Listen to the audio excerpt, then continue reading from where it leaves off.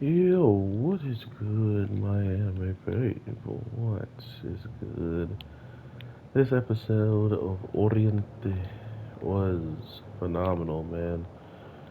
Not only do we get to see probably this character see another time of day being the new waifu, um, she's definitely gonna join us now. I'm glad that we heard the father say all these things that he said before it was too late, right?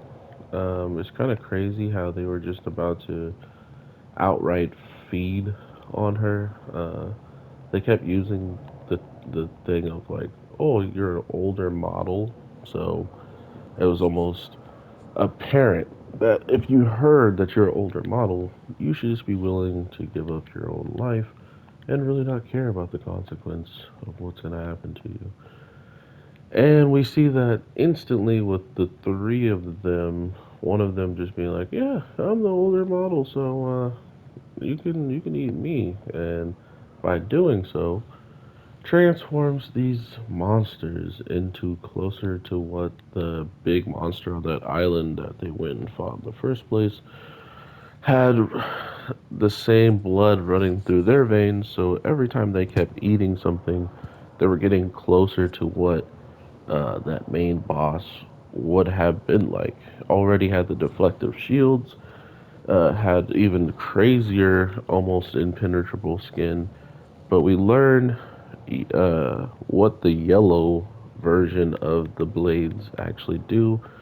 Because we know the red is more or less like channeling the power of others well to make yourself stronger, while the yellow is to channel all the power into yourself, but to be able to give everybody buffs, which, funny enough, getting healed or like getting buffs from the guy who's like the strongest dude of all times kind of makes you think. It's like, oh, so he's this crazy lord who seemingly is like one of the strongest swordsmen, and yet he is supposed to be one of the most charitable when it comes down to his yellow blade and the way it can help out others to just naturally be stronger and faster and and their blades sharper.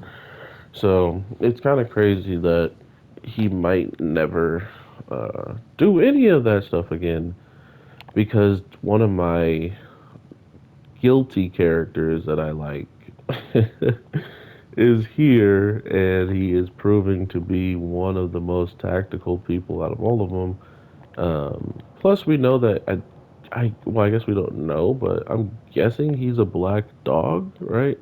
One of the black dogs. I thought it was the title of just this one father, like he's a black dog, and there might be other black like animals that they kind of have code named by.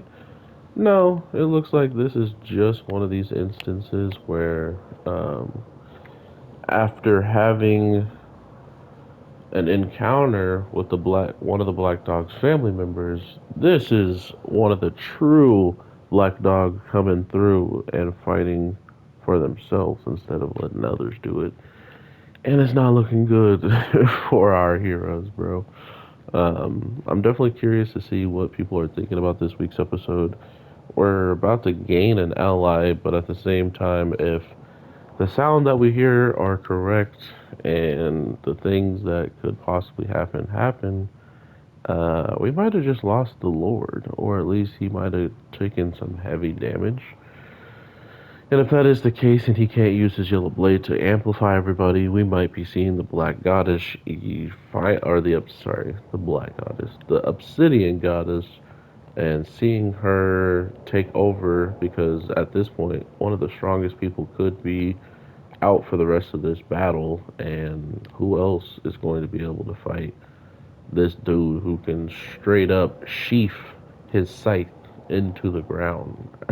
Like, bro, I can't wait to see if he pops off, and if not, I guess we'll just see what happens because this show's part two has been phenomenal and has opened up a lot of gateways into the world, into the villains, and into a lot of the multiple characters that we never really would have known about until this part came out. So, hope y'all are having an awesome one. Let me know If there's more you want to talk about in the comments of any of the animes we talk about, and if you do like and subscribe, it'd be greatly appreciated. But just even a view is amazing. So thank you so much, and I'll talk to you all in the next one. Take care and peace.